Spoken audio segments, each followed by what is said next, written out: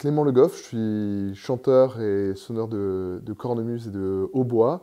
Et cette semaine, on est à Gabilly pour une création qu'on va donner au mois de mai prochain, qui s'appelle Venelle et Chemin, les Sentiers, qui est un peu un parcours de mon travail là, depuis 15 ans avec pas mal d'artistes avec qui j'ai pu travailler sur la scène bretonne ou d'autres esthétiques. La semaine dernière en résidence, on a travaillé sur la forme générale du répertoire musical du spectacle. Ce spectacle-là va travailler sur trois axes différents. L'axe central, c'est la culture de Haute-Bretagne, qui est moi ma culture de chanteur, donc avec beaucoup de répertoire de mélodies chantées de toute cette région de l'Est de la Bretagne et la pratique de sonneur que je peux avoir sur la musique de la Renaissance, donc plutôt musique du XVIe siècle, et les musiques du bassin méditerranéen. Et ces trois axes peuvent se retrouver sur le fait que les musiques de la Renaissance, les musiques du XVIe, sont vraiment des musiques à danser, comme on peut retrouver des rondes en Bretagne. Donc on fait vraiment un travail de lien entre ce répertoire à danser du XVIe et ce répertoire à danser des rondes de Haute-Bretagne. Et puis ce chemin qu'a pu prendre la cornemuse entre le bassin méditerranéen et toute l'Europe au final, entre le Moyen-Âge, la Renaissance, il y a vraiment une histoire de l'organologie de la cornemuse qui a voyagé. Et du coup, ça m'a toujours intéressé de croiser un peu ces choses-là sans profondément faire de la musique orientale, mais toujours par mon prisme de la musique bretonne. C'est-à-dire, en quoi ces instruments ont voyagé, ce répertoire chanté a voyagé, et comment est-ce qu'on peut retirer les sentiers en fait, de ces répertoires. Tout ça pris par le prisme des musiques actuelles, parce que la formation qui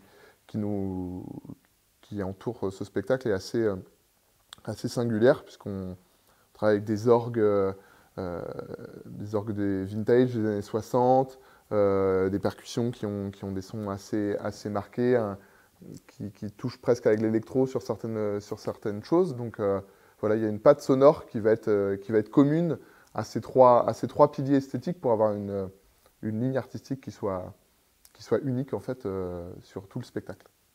On va être 7 au plateau, on va être 7 musiciens au plateau. C'est des gens avec qui moi je travaille depuis longtemps dans diverses formations, et donc le répertoire du concert va reprendre justement des morceaux qu'on a pu travailler avec chacun et les repasser un peu à la moulinette de cette forme instrumentale, donc avec Alan Le Teneur qui va être aux instruments à embouchure, bugle, cornet, et puis clarinette aussi, donc plutôt les instruments avant.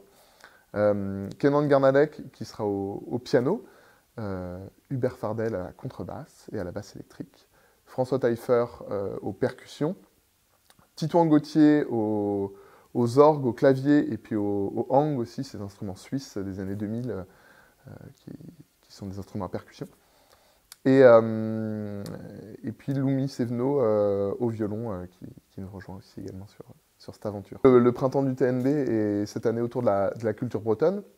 C'est quelque chose que je trouve super sur l'implication d'une scène nationale, d'un centre de création européen, d'avoir un lien aussi à la culture de son territoire. Et moi j'ai pu travailler depuis quelques années avec le théâtre, et c'est vrai que de projet en projet, on a pu construire aussi ce lien d'une structure ouverte vers le monde, mais une structure qui peut donner un temps fort à son territoire. Et du coup, le printemps du TNB, autour de la culture bretonne, vient un peu poser ça avec ce marqueur qui singularise cette maison, c'est-à-dire de la création contemporaine, donc avec le travail moi, que je peux mener avec justement ces rencontres. C'est pas de la culture bretonne traditionnelle dans sa forme, c'est plutôt justement en quoi cette musique traditionnelle est un objet contemporain d'aujourd'hui.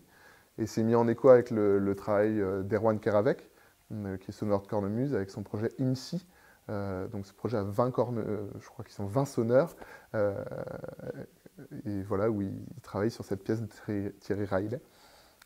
Ça peut paraître loin de la musique bretonne, mais ça ne l'est pas tant, puisque l'utilisation justement des instruments, de ces cornemuses, de ces bombardes, en quoi ça peut être utilisées dans d'autres répertoires. C'est un peu ce que je fais aussi à une toute autre place. Mais en tout cas, c'est deux pièces qui peuvent, je pense, se regarder et construire un lien après, que ce soit cinématographique, culinaire, enfin toutes les ficelles qui peuvent être tirées autour de cette culture populaire de territoire. C'est vrai qu'on a une importance dans notre pratique à transmettre cette culture, à la porter, à la diffuser, avec un lien d'une culture ouverte, une culture forte. C'est vraiment une pensée d'une culture qui est vers les autres, plutôt qu'une culture d'enfermement. Et je pense que la force des cultures populaires aujourd'hui, c'est ça, c'est d'une culture accessible à tous. Et c'est le but, je pense, de, de ce printemps aussi, c'est de rendre ça accessible à tous.